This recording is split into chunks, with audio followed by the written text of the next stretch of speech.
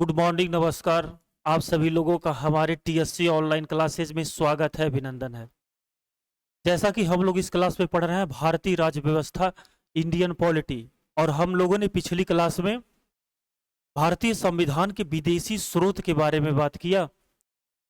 जैसा कि हमने बताया कि 70% से अधिक संविधान 1935 के भारत शासन अधिनियम से लिया गया है, लेकिन उसके बाद जो बचा वो हमारे संविधान निर्माताओं के द्वारा 70 से अधिक देशों का संविधान पढ़ा गया और वहां से जो जो चीजें अच्छी लगी अपने संविधान में अडॉप्ट की गई, अंगीकृत की गई। और हमने आपसे बताया था कि अगली क्लास में जब मुलाकात होगी तो हम पढ़ेंगे भारत का संविधान। तो आज हम शुरू करेंगे भारत का संविधान। और पिछली कक्षाओं में हमने भारत के संवैधानिक विकास को पूरा पढ़ लिया कि किस तरीके से हमारे संविधान का विकास हुआ। कहने का मतलब अपने संविधान के इतिहास के बारे में हमने पूरी तरीके से बात कर ली। जो जो इम्पोर्टेंट चीज है, जहां से सवाल पूछा जा सकता है, हर चीज के बारे में हम लोग बात किए। और आपसे बताया गया था कि जब भी अगली क्लास होगी तो हम शुरू करेंगे भारत का संविधान। तो भाई आज हेडिंग डालिए भारत का संविधान। सबसे पहले हेडिंग डालिए भारत का संविधान। भारत का संविधान। आज हम लोग शुरू कर रहे हैं भारत का संविधान।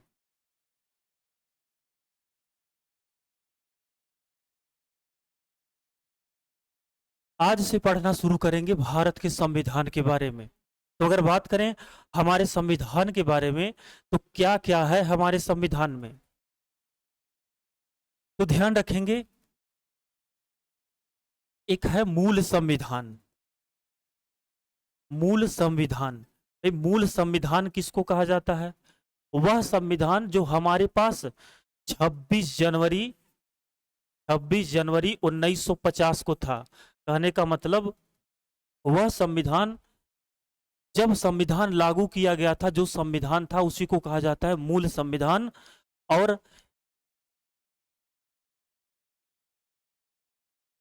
आधुनिक संविधान, आधुनिक संविधान, आधुनिक संविधान किसको कहा जाता है? जो संविधान वर्तमान में हमारे पास है, जो संविधान वर्तमान में हमारे पास है। तो बात करेंगे कि हमारे संविधान में क्या क्या चीजें हैं, क्या क्या है हमारे संविधान में। सबसे पहले लिखेंगे प्रस्तावना। प्रस्तावना, प्रियम्बल। प्रस्तावना, प्रियम्बल। प्रस्तावना जो है वो हमारे मूल संविधान में थी और आज के भी संविधान में है। भाई जैसा कि आप लोग जान रहे हैं, जब संविधान सभा का गठन हुआ और संविधान सभा की तीसरी बैठक हुई 13 दिसंबर 1946 को, तो 13 दिसंबर 1946 को संविधान सभा की तीसरी बैठक में पंडित जवाहरलाल नेहरू द्वारा पेश किया गया संविधान की उद्देशिका। और वही उद्देशिका क्या कहलाई? प्रस्तावना। वही उद्देशिका आगे चल के कहलाई संविधान की प्रस्तावना। तो जो ये प्रस्तावना है, प्रियम्बल है, ये जब संविधान लागू हुआ था मूल संविधान में थी, आज भी वर्तमान के संविधान में भी है। अगला बात करें, इसके बाद क्या है संविधान में हमारे? अनुसूचियां। अनुसूचियां। तो मूल संविधान में कितनी अनुसूचियां थी? तो ध्यान रखेंगे मूल संविधान में 8 अनुसूचियां थी और वर्तमान आज के संविधान में कितनी अनुसूचियां हैं? 12।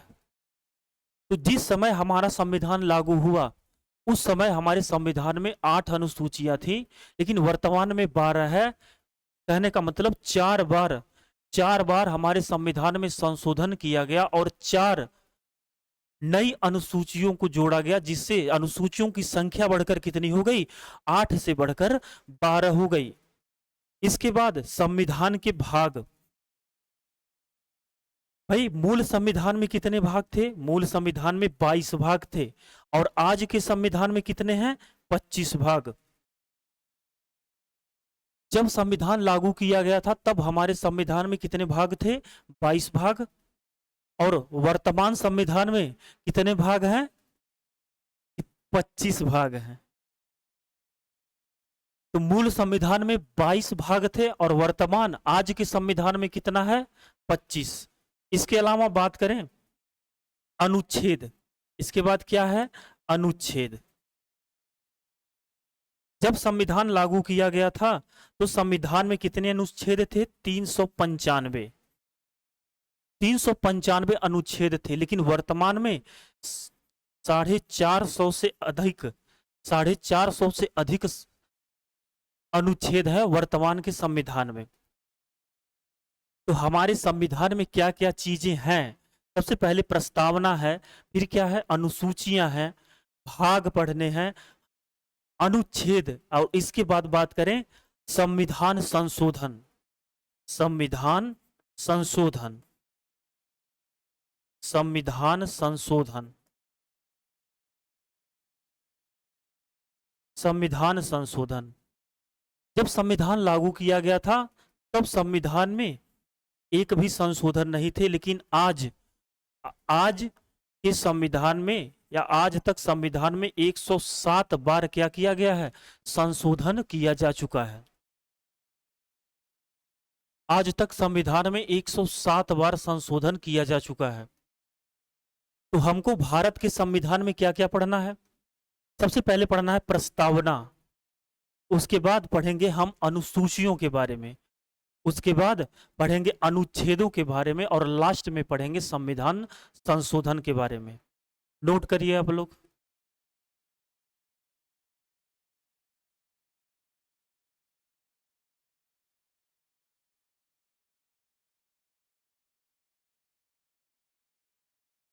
चलिए आगे बढ़ेंगे, तो एक एक करके सबके बारे में पढ़ेंगे। सबसे पहले पढ़ेंगे प्रस्तावना के बारे में।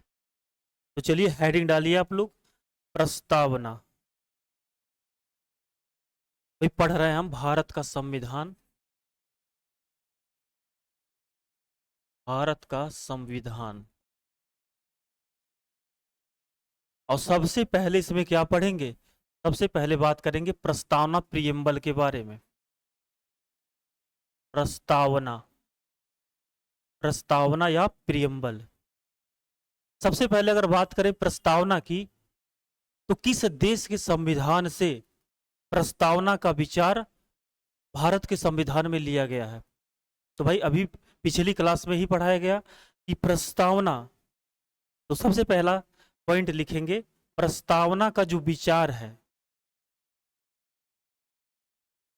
कि हमारे भी संविधान में क्या होना चाहिए? प्रस्तावना होना चाहिए। तो प्रस्तावना का विचार किस देश के संविधान से लिया गया है? तो ध्यान रखेंगे प्रस्तावना का विचार जो है वो अमेरिका के संविधान से लिया गया है। हमारे भी देश के संविधान में प्रस्तावना होना चाहिए, वो किस देश के संविधान से अंगीकृत किया गया है, अडॉप्ट किया गया है? अब अमेरिका के संविधान से। लेकिन अगर प्रस्तावना की भाषा की बात करें कि किस भाषा में होना चाहिए या उसको लिखने का क्या तरीका होना चाहिए, तो प्रस्तावना की भाषा किस देश के संविधान से लिया गया है? तो ध्यान रखेंगे ऑस्ट्रेलिया। ये सारी बातें पिछली क्लास में हम लोग कर लिए। तो हमारे संविधान में प्रस्तावना का विचार ऑस्ट्रेलिया के संविधान से लिया गया है, और प्रस्तावना की भाषा, माफ करिए, हमारे संविधान में प्रस्तावना का विचार अमेरिका के संविधान से लिया गया है, और प्रस्तावना की भाषा ऑस्ट्रेलिया के संविधान से लिया गया है। क्या है प्रस्तावना? भाई सबसे पहले अभी थोड़ी देर पहले आपको बताया कि जब संविधान सभा का तीसरा बैठक 13 दिसंबर 1946 को हुआ, उसी समय पंडित जवाहरलाल नेहरू द्वारा पेश किया गया संविधान की उद्देशिका, और वही उद्देशिका आगे चल के क्या कहलाई? प्रस्तावना। प्रस्तावना हमारे संविधान के नेचर को बताता है, हमारे संविधान की विशेषता को बताता है कि हमारा संविधान कैसा है। कहने का मतलब पूरे संविधान को का निचोड़ या विशेषता कह सकते हैं, या प्रकृति, हमारे संविधान का प्रकृति, विशेषता, ये सब सारी चीजें कहां से पता चलती है? प्रस्तावना से। तो हमारे संविधान के का क्या क्या प्रकृति है या हमारे संविधान की क्या विशेषता है, ये प्रस्तावना से पता चलता है। कि जैसा कि हम आप लोग जान रहे हैं कि हमारा जो देश कैसा है, लोकतांत्रिक देश है। कहने का मतलब हमारे देश में लोगों का शासन चलता है, जनता का शासन चलता है। इसलिए जो हमारा संविधान है, हमारा जो संविधान है वो लोगों के लिए है, लोगों के लिए, लोगों के द्वारा और लोगों का है। हमारे देश में शासन जो है वो जनता का चलता है। इसीलिए कहा जाता है कि हमारे देश का जो संविधान है वो लोगों के लिए है, लोगों के द्वारा है और लोगों का है। और अगर बात करें कि प्रस्तावना में क्या लिखा हुआ है, तो पूरा स्टेटमेंट, भाई लोकतांत्रिक देश है, जनता का शासन चलता है, इसलिए हम भारत के लोग भारत को प्रभुत्व संपन्न समाजवादी पंथ निरपेक्ष लोकतांत्रिक गणतंत्र राज्य बनाने की क्या करते हैं, कल्पना करते हैं या बनाना चाहते हैं। तो ये पूरा स्टेटमेंट जो लिखा हुआ है वो आपको याद नहीं रखना है।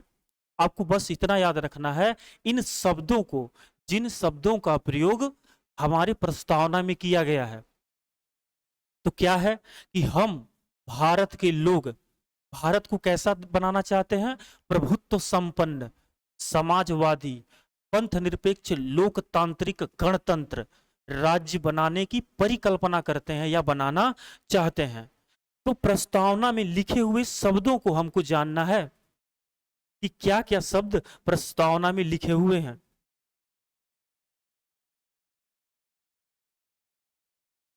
चलिए, तो बस उन शब्दों को ध्यान रखेंगे कि किस शब्द का क्या मतलब होता है, वही आपसे एग्जाम में पूछता है। तो क्या प्रस्तावना में लिखा हुआ है, पूरा स्टेटमेंट या पूरी प्रस्तावना आपको नहीं याद कर रखनी है, क्या याद रखना है, शब्दों को। तो सबसे पहला कैसा है, क्या लिखना है, प्रभुत्व संपन्न। हम भारत के लोग भारत को प्रभुत्व प्रभुत्व संपन्न, हम भारत के लोग भारत को प्रभुत्व संपन्न समाजवादी समाजवादी पंथ निरपेक्ष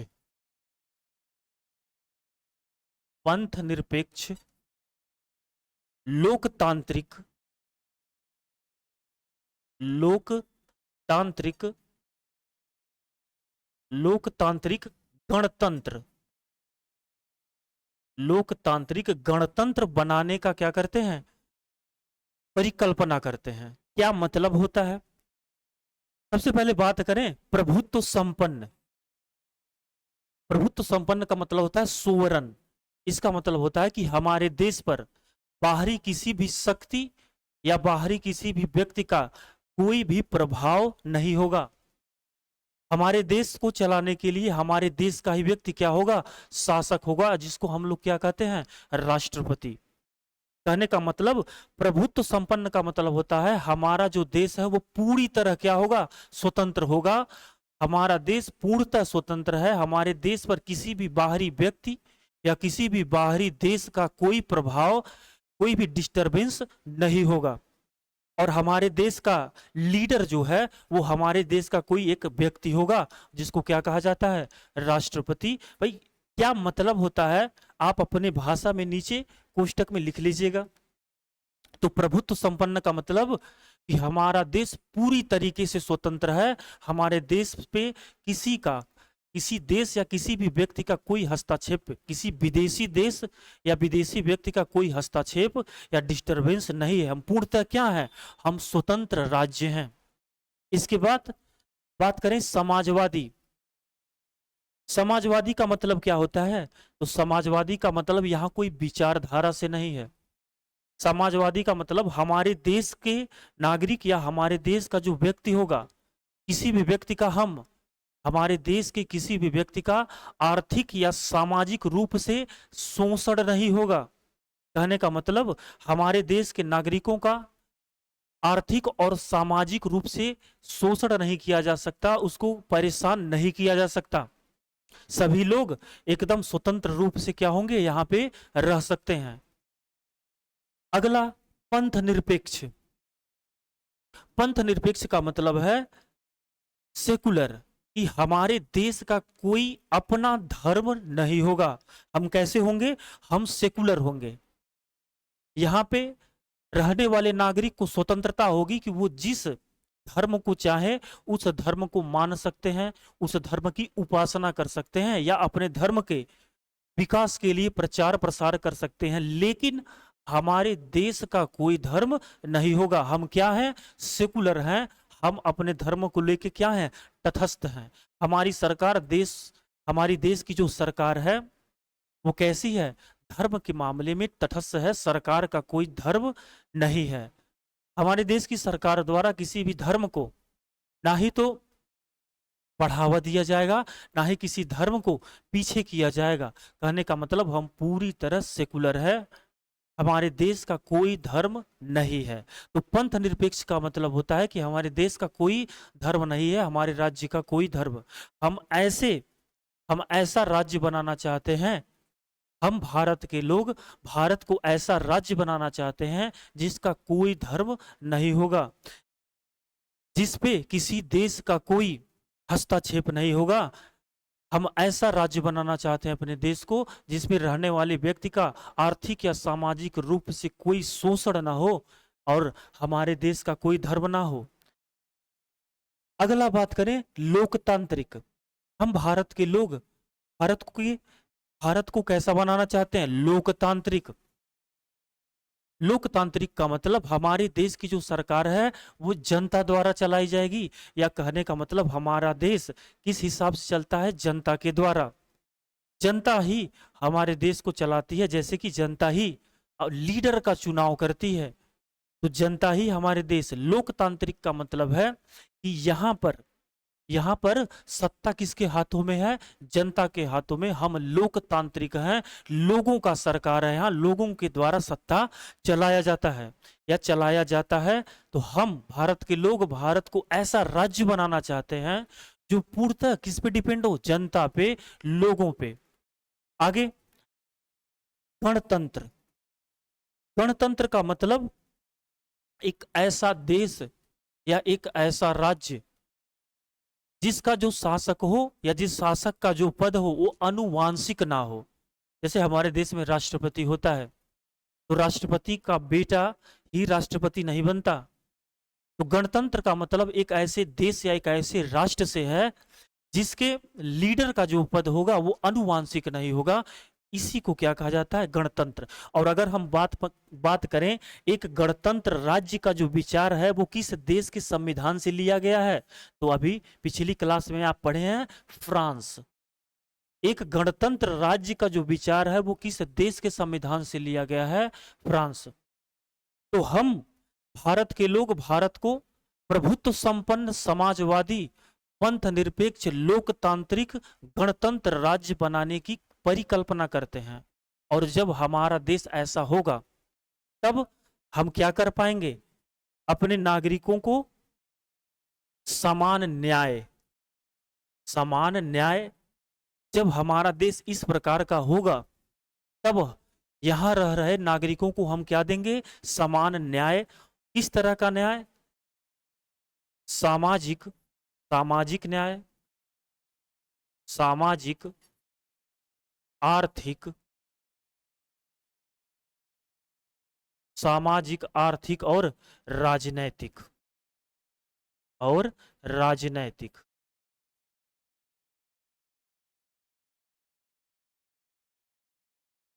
किस तरह का न्याय दे पाएंगे? तो सामाजिक, आर्थिक और राजनैतिक न्याय। इसके बाद यहां सभी लोगों में क्या होगा? समानता। लोगों में कोई भेदभाव नहीं होगा, सभी लोग क्या होंगे? एक समान होंगे। जब हम भारत के लोग भारत को प्रभुत्व संपन्न समाजवादी पंथ निरपेक्ष लोकतांत्रिक गणतंत्र बनाने की जो परिकल्पना करते हैं, तो जब हमारा देश इस प्रकार का होगा तो हम अपने नागरिकों को क्या करेंगे? न्याय देंगे। किस प्रकार का? सामाजिक, आर्थिक और राजनीतिक न्याय। उसके बाद समानता। देश के सभी लोग क्या होंगे? एक समान रूप से होंगे। अगला पॉइंट लिखेंगे स्वतंत्रता। हम अपने देश के लोगों को क्या देंगे? स्वतंत्रता, हमारे देश के लोग क्या होंगे? स्वतंत्र होंगे। भारत राज्य क्षेत्र में कहीं भी जाने के लिए, निवास करने के लिए, या इसके अलावा भारत राज्य संघ में कहीं बसने के लिए, आने जाने के लिए हर प्रकार की क्या होगी? उनको स्वतंत्रता होगी। बोलने के लिए स्वतंत्र होंगे, तो बोलने की स्वतंत्रता, कहीं भी निवास करने की स्वतंत्रता, भारत राज्य संघ में कहीं जाने की, बसने की स्वतंत्रता। इसके अलावा बंधुता, बंधुता का मतलब होता है भाईचारा। हमारे देश के लोग भाईचारे के साथ रहेंगे। और अगला पॉइंट लिखेंगे अखंडता। अखंडता,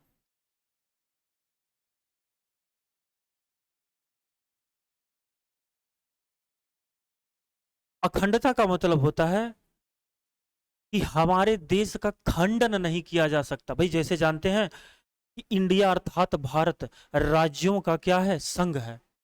तो भारत राज्य में कोई भी देश या क्षेत्र शामिल हो सकता है, लेकिन हमारे देश का कोई राज्य अलग नहीं हो सकता। मतलब हमारे देश का खंडन नहीं किया जा सकता, कोई भी क्षेत्र को खंडित करके अलग नहीं किया जा सकता।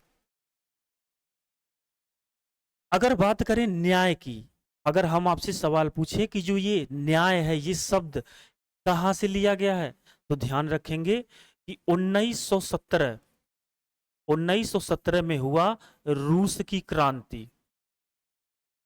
रूस की क्रांति, तो जो न्याय शब्द है ये 1917 में हुए रूस की क्रांति से लिया गया है। इसके अलावा अगर हम बात करें समानता, स्वतंत्रता और बंधुता, ये तीनों शब्द कहां से लिए गए हैं, तो ध्यान रखेंगे 1789 में हुआ फ्रांस की क्रांति। फ्रांस की क्रांति, तो फ्रांस की क्रांति से लिया गया है, फ्रांस की क्रांति से लिया गया है, फ्रांस की क्रांति से लिया गया है तीन शब्द, स्वतंत्रता, समानता और बंधुता। बंधुता का मतलब होता है भाईचारा। भाई एग्जाम में आपसे इन शब्दों का मतलब ही पूछता है। तो ये है प्रस्तावना। लेकिन कुछ ऐसे शब्द हैं जो शुरू से हमारे मूल संविधान से या मूल संविधान में ही नहीं थे। कौन कौन से, तो ध्यान रखेंगे। सबसे पहले बात करें पंथ निरपेक्ष, समाजवादी और अखंडता। ये जिन तीन शब्दों पे स्टार बना हुआ है, ये तीन शब्द शुरू से हमारे संविधान में नहीं थे, इनको बाद में जोड़ा गया है। और कब, तो ध्यान रखेंगे 42वां संविधान संशोधन अधिनियम। 42वां संविधान संशोधन अधिनियम कब आया? 1976। 1976 के तहत हमारे प्रस्तावना में तीन शब्द जोड़े गए। और वो कौन कौन से तीन शब्द हैं, तो भाई ध्यान रखेंगे समाजवादी,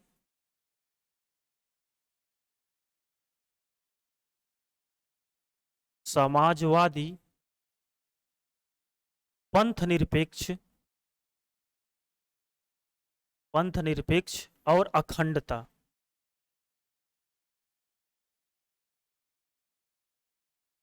अखंडता, तो ये तीन शब्द जो है समाजवादी, पंथ निरपेक्ष और अखंडता, ये शुरू से हमारे संविधान में नहीं थे, बाद में इनको जोड़ा गया। और कब जोड़ा गया? 1976 में 42वें संविधान संशोधन के तहत इन तीन शब्दों को बाद में जोड़ा गया। भाई आपसे सवाल पूछता है कि बताइए संविधान या उद्देश्य प्रस्तावना या उद्देशिका में संशोधन कब किया गया, तो ध्यान रखेंगे 1976 में।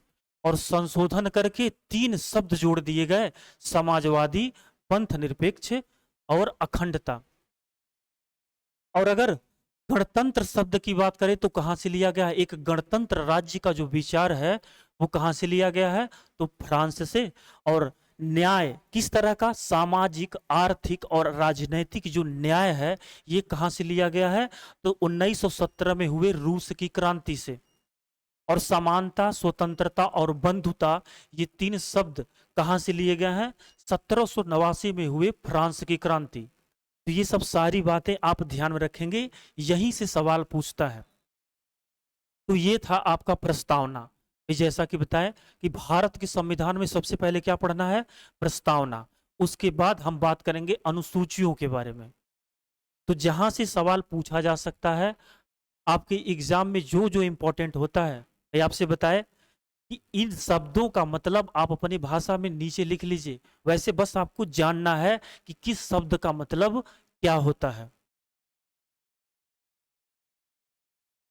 अगर अगर ये क्लास आपको पसंद आ रही है तो ज़्यादा से ज़्यादा लोगों में क्या करिए? शेयर करिए, इस वीडियो को लाइक करिए, इस चैनल को सब्सक्राइब करिए। आज यही तक रोकेंगे, क्योंकि इसके बाद हमको पढ़ना है अनुसूचियों के बारे में। तो अगली क्लास में हम बात करेंगे अनुसूचियों के बारे में। जो अनुसूचियां हैं अगली क्लास में पढ़ना है, क्योंकि एक क्लास में वो खत्म नहीं होंगी। इसीलिए अगली क्लास में हम बात करेंगे संविधान के अनुसूचियों के बारे में। तब तक के लिए जय हिंद।